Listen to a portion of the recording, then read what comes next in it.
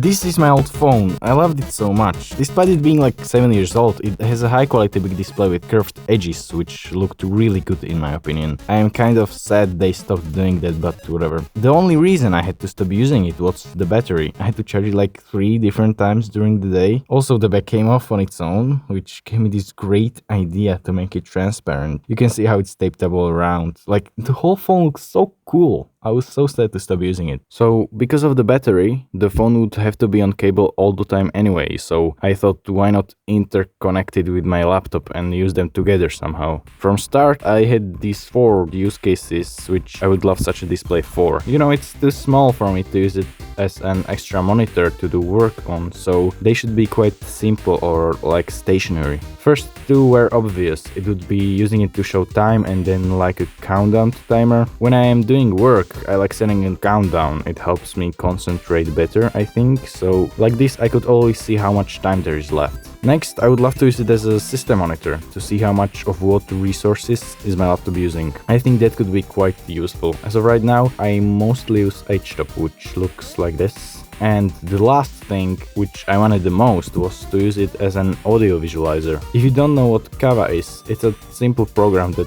displays audio as these animated bars. I listen to music a lot, so if I could get that working, it would be so awesome.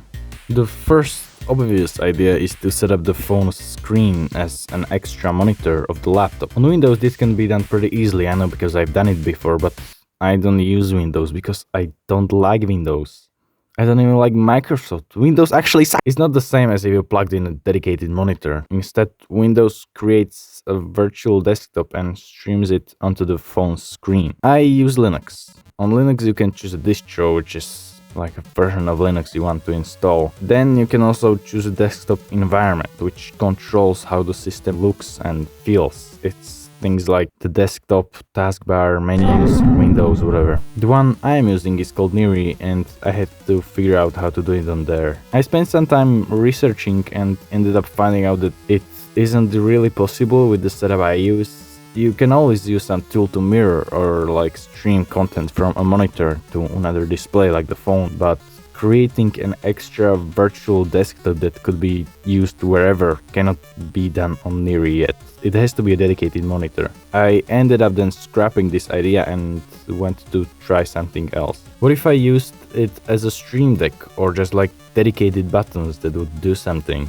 I found this thing called Open Deck, and there you can program the buttons to do whatever you want. It can open apps, websites, run custom scripts or control your music, whatever you want really. With OpenDeck there is also a full library with plugins, and one of them allowing you to connect to a phone, which is what I used. I tried it for a while. I made buttons for music control and to open applications. I also drew the icons myself, so it doesn't look so terrible. I also tried programming a button to start and stop recording my screen, which only worked like half of the time, but was kind of too gimmicky anyway. Like, the whole thing was actually useless. Apart from that it looks cool, I can already do that through my keyboard better and faster because of Niri's great workflow you can create. For example, I have set the page up button to start and stop music and page down to go next, so I can easily skip to the next song.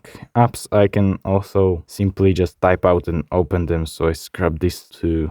Yes. But while I was trying to make the extra virtual desktop on the phone, I stumbled upon these 2 things called SSH and Tmux. I heard about both of them before, but I never really knew what they are used for. Anyways, this ended up giving me the idea. The 4 things I was talking about are things I run in terminal anyways, and this is exactly where SSH comes in. SSH stands for Secure Shell. It's a way to connect to and control another device over network using the terminal. Like this, whatever's going on my laptop, I can access it through the terminal on my phone by SSHing to it.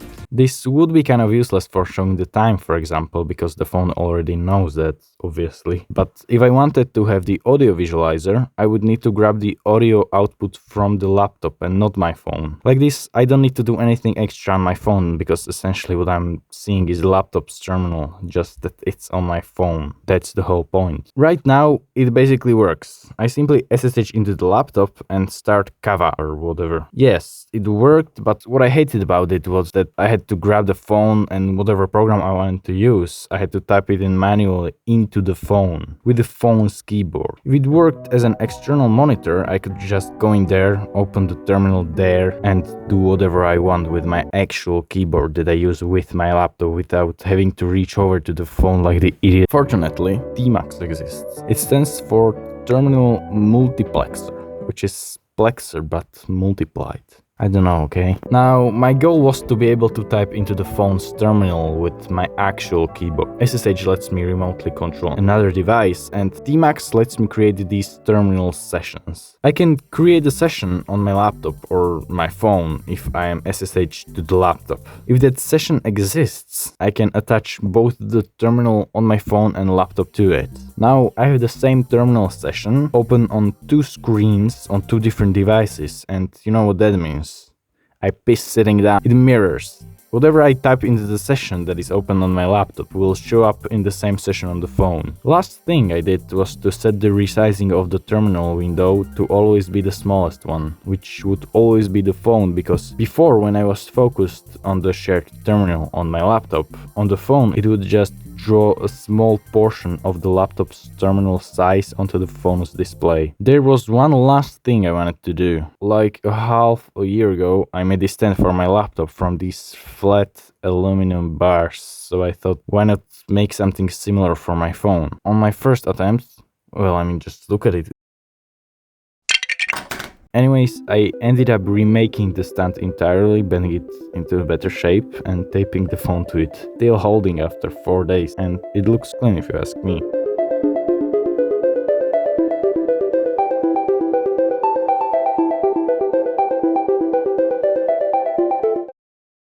Okay, goodbye.